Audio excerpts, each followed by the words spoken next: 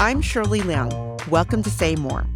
With the moving of tassels and tossing of caps, the school year has come to a close at Harvard. And what a tumultuous year it has been. President Trump has gone to war with the nation's most elite university.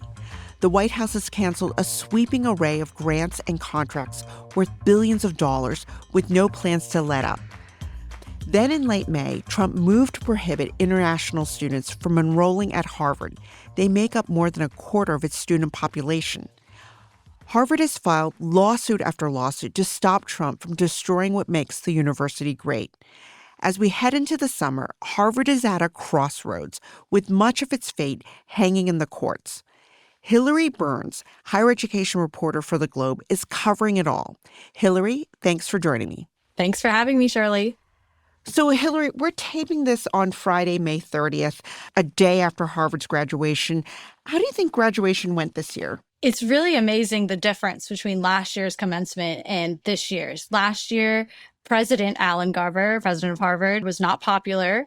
He had just succeeded Claudine Gay and had been in the role for a few months. And when graduation came, students were really unhappy with the administration's handling of the pro-Palestinian encampment that had been in the Harvard yard. So there was a massive walkout of hundreds of graduates. The people were really not happy. Garber sat there stoically with a straight face as the protest happened, and then commencement proceeded. And this year was very different. Alan Garber is a celebrity at Harvard right now. The community is rallying behind him. He walked through the commencement ceremony towards the stage with other deans, and there was a standing ovation before he even said a word. And he also struck a tone of defiance, which is noteworthy coming from this soft-mannered man. Welcome, members of the class of 2025.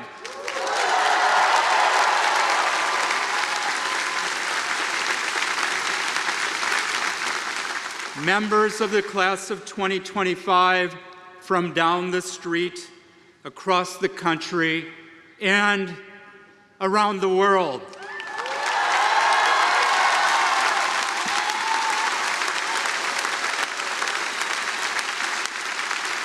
Around the world, just as it should be.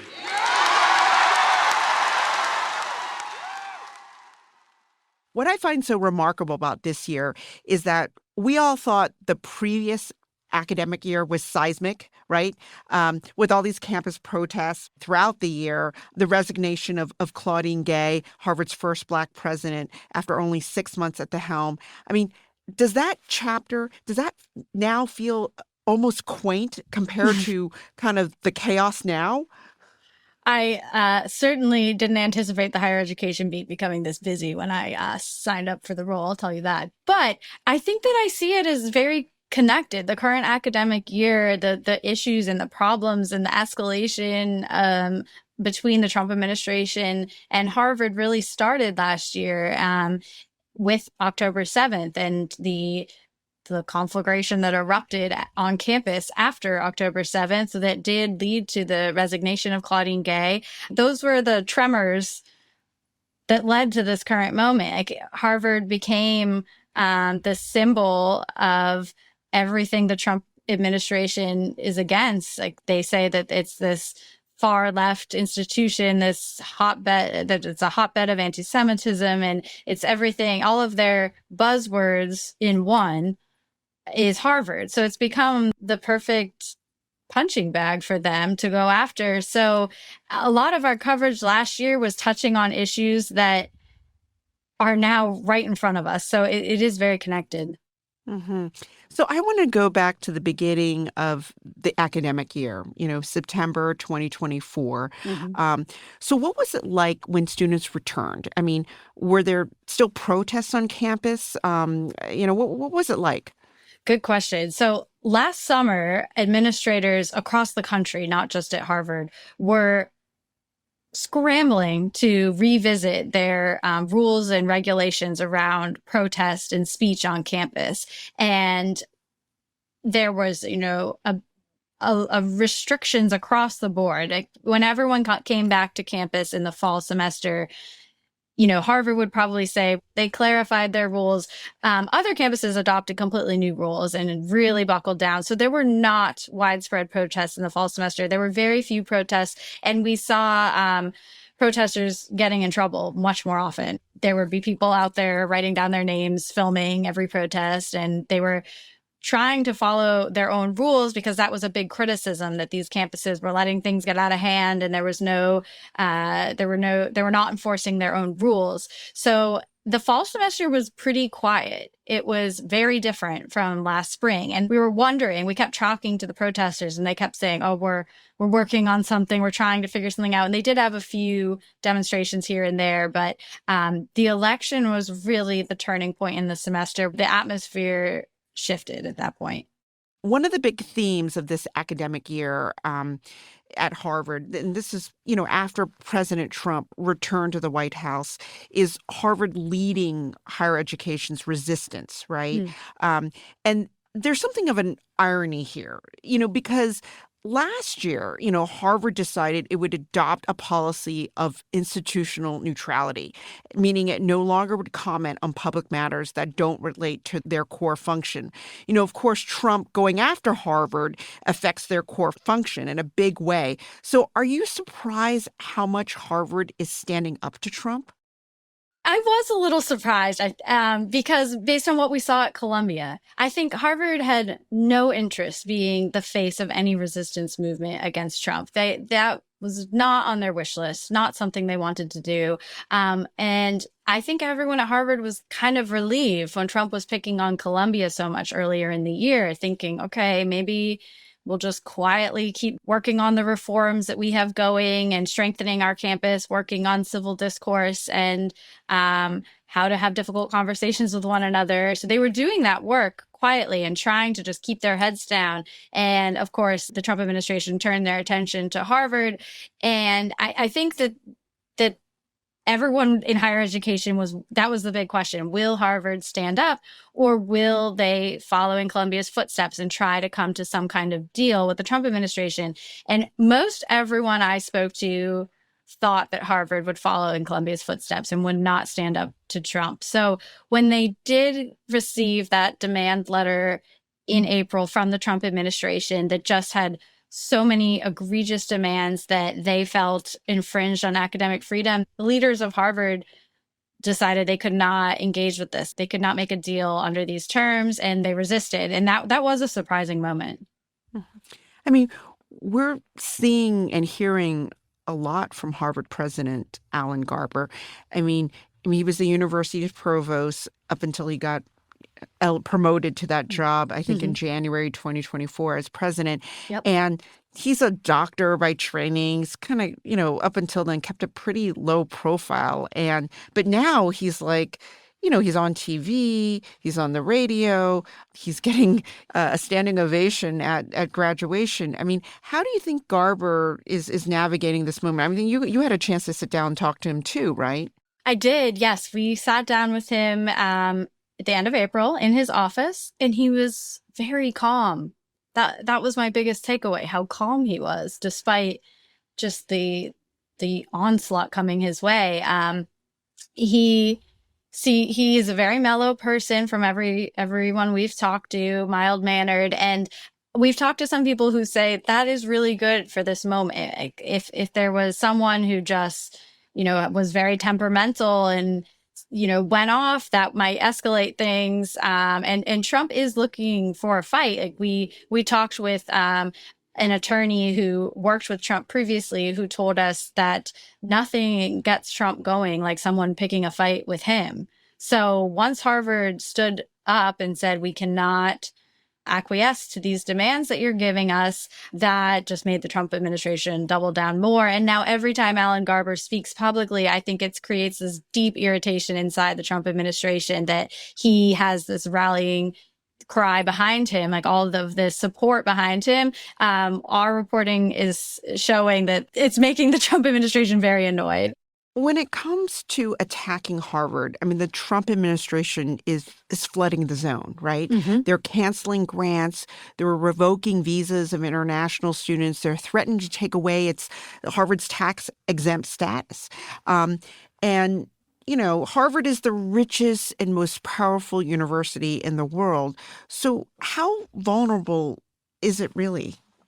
That's a good question. That's something we spent most of the week reporting out. This is the wealthiest university in the country, and they do have vast resources. Of course, Harvard is always quick to remind folks that most of their endowment is restricted, and they're legally obligated to use the donations as the donor asked them to when they gave them the gift. So it's not just, a rainy day fund that they have sitting right there. However, they do have vast resources. And if any institution can take on the Trump administration, it is Harvard. That doesn't mean they're going to get through this without pain. Like they're entering a period of austerity. People inside Harvard are bracing for layoffs. Research projects are being canceled or moved to other universities.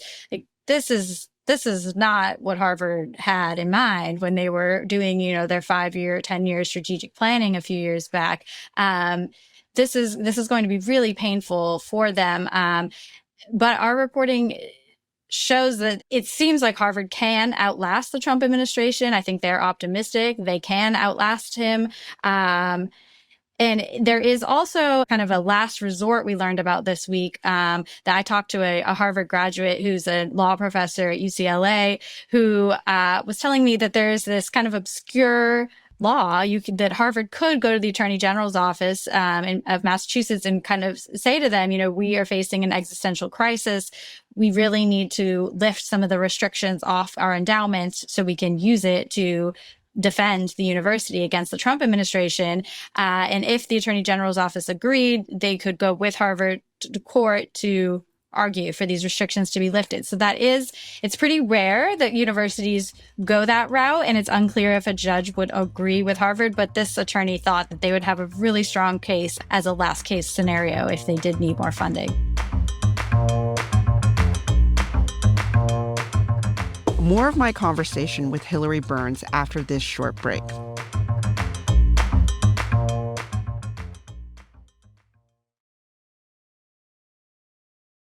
So last year, donors and alumni were upset with Harvard. Over, rising campus anti-Semitism, Gay's plagiarism scandal, as a scholar that helped ultimately lead to her downfall, right? So has anger subsided or are tensions still simmering? Yeah, that's a really interesting question. There are still donors and some big donors who are still really upset with Harvard. And Bill Ackman is probably the most outspoken of these donors. And he really believes that Harvard should have made a deal with the Trump administration. He says that the Trump administration is asking for reasonable measures, and maybe they're overreaching in their tactics in how they're asking. But Ackman believes these are reforms that Harvard must do to save itself, is his view. But even some of the harshest critics of Harvard last year we're hearing from, besides Ackman, they have changed their tune. They have said, well, Harvard actually has made a lot of adjustments that we were asking for. They launched this anti-Semitism task force that came out with a pretty searing report a few weeks ago. They adopted a definition of anti-Semitism that, even though a lot of scholars said that it went too far to suppress free speech, and they've made a lot of progress in the overall environment for discourse on campus. So even some of the big donors who were really upset last year, like Len Blavatnik, has told us that he is giving again to the university. He thinks the Trump administration should give them more time. So that's really interesting. So back in April, Garber penned this very defiant letter to the campus community, making it very clear the university would not fold to any of Trump's demands. Basically, it sounded like Trump wanted to, put the university in receivership, of some sort, and make hiring and decisions and who to admit to Harvard student-wise. Do you think there's any negotiation going on? Even privately, some negotiation taking place. The Globe editorial board recently urged, kind of the conservative Harvard alums like Bill Ackman, Stephen Bannon, RFK Jr., to try to broker a peace or some kind of truce between Harvard and the administration. I mean, do you think any of that is happening behind the scenes? None that we can tell. I mean, our latest reporting shows that conversations have completely broken down. This is now, I mean, Trump is out there disparaging Harvard often in public, in pretty intense statements and remarks about them. He says Harvard, is getting their ass kicked, is one quote he said this week. And he's not wrong. This is really painful what they're going through right now. Like, they have cut off a critical source of funding. The threat of international enrollment at Harvard, that is an unthinkable threat to the institution. And international enrollment is about a quarter of the student body. Those international scholars contribute so much to the academic vitality of the institution. It's really what makes Harvard Harvard, as Garber said recently. So Harvard's enduring a lot of pain, but there's no signs that we can tell that they are talking right now. It's really a question of, can Harvard outlast this administration at this point? Mhm. Let's zero in on the status of international students, because that's what makes Harvard a really special place. I mean, the ability to draw the best and brightest students and researchers from all over the world. And so even if Harvard wins its lawsuit, right, to stop the administration from preventing international students coming to Harvard, I mean, is the damage done? I mean, international students, I mean, would they even want to take the risk of trying to study in the U.S., especially because Harvard has a target on its back? We're hearing a lot of concern about that. I think right now we're hearing people saying, what parents would want to send their child to the US based on what has been happening here. We hear, anecdotes of people saying, will my child get a parking ticket and then end up being detained because of something they said on social media? There's just so much risk that academics I talk to are really worried that we'll see students opting to go study in Australia or the UK or any number of countries instead of the US. So it's something that we'll be watching closely, but I think the chilling effect, we just don't know what kind of chilling effect the actions and rhetoric as of late will have. What do Harvard's actions this year tell us about the changing shape of elite higher education? That's a really interesting question. It's interesting. Right now, the Trump administration is still working on its vision for higher education. They haven't laid out a concrete vision. I mean, it feels like they're throwing a wrecking ball at higher education. And the question I have is, what is the plan? Like, where will there be growth? Like, do you really want to hurt all of American higher education, or where do you want it to change? And based on conversations I've been having with folks at the Heritage Foundation and others close to the Trump administration, is they tell me that, there are places around the country that they think are doing better than some of the schools in the Northeast that they believe are just too far gone, too far left in their mind. However, they think that higher education in America will not be where they need it to be with DEI. It really comes down to DEI. They want to pull out DEI from all academic institutions, which is really interesting. And it will be really interesting to see how that plays out, because they're clearly using all the levers available to them to push schools to align with their worldview. So we'll see how schools navigate that space. We are seeing more and more DEI offices being renamed or shut down, or resources reallocated throughout universities. And I expect that will only continue. I mean, why is the Trump administration still so focused on rolling back diversity, equity, inclusion? I mean, are they just using that to destroy higher education, or they really just going after DEI? Yeah, it's a good question. When I ask these folks what this is really about, they really believe that there is an anti-white bias at these institutions, and that it's illegal in their view. And they want these schools to enforce civil rights laws. And they believe that DEI offices create this ideology and this mindset of anti-white bias. So that's really what it comes down to. Mm-hmm. So what are you watching for going into the summer? I mean, will Alan Garber, the president, still be president by the fall? Will Penny Pritzker, the senior fellow at the governing board of Harvard, will she still be around? I mean, it seems like there are a lot of heads roll in higher education during these times. I mean, what are you looking for? Yeah, it is pretty remarkable that the Trump administration, well, I should say Republicans, even before Trump took office, have knocked down 4 Ivy League presidents in 18 months. So will Alan Garber have a job moving forward? The Harvard community is certainly behind him, and Harvard makes decisions for Harvard as of right now. So I don't think he'll go anywhere. I think there is a lot of support behind him. The Trump administration, we are reporting that they are calling for him and Penny Pritzker to resign.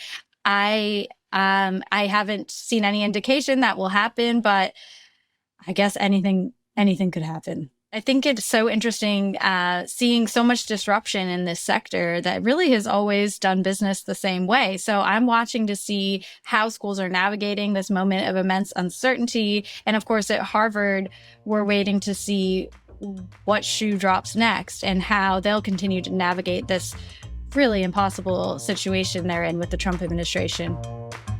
Well, Hilary, I know you are super busy. There's so much going on with Harvard and all of higher education. So thank you for coming on Say More. Hilary Burns covers higher education for the Boston Globe. I hope you do get some kind of summer break. Yeah, maybe. I'll chase my toddler around the beach a couple times, but I think there's much to do right now in higher ed, so I'll stay on it. Well, thanks for coming on. Thanks, Shirley. Say More is a production of the Boston Globe. Today's episode was produced by Caitlin Harrop. Our engineer is Uzair Ahmed, and our editor is Jim Dow. If you like the show, please follow us and leave us a review on Apple, Spotify, or wherever you get your podcasts. I'm Shirley Leung. Thanks for listening.